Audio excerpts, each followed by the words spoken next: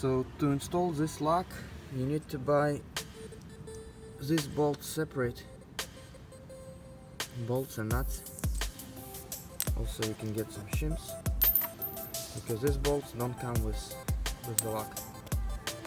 I installed this lock on my Ford Transit 150 or 250, so it's pretty easy. You know, the only thing is you have to get shorter bolts on this side. I would say up to 3/4 of an inch. On this side you can use as long bolts as you want. I would say up to 3 inch.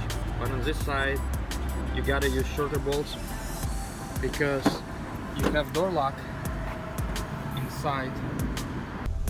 Okay, so on this door, if it's going this way, I'm gonna install it like just like that.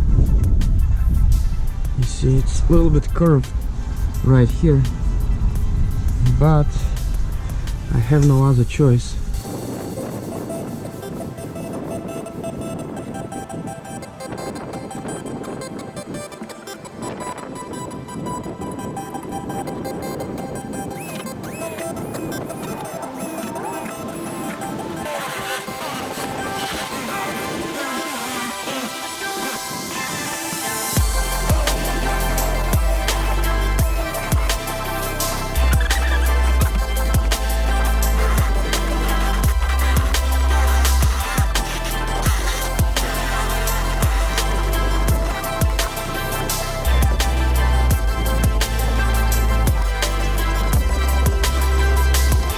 I broke off this panel, but I'm not gonna take it all out, so I just took a couple clips off and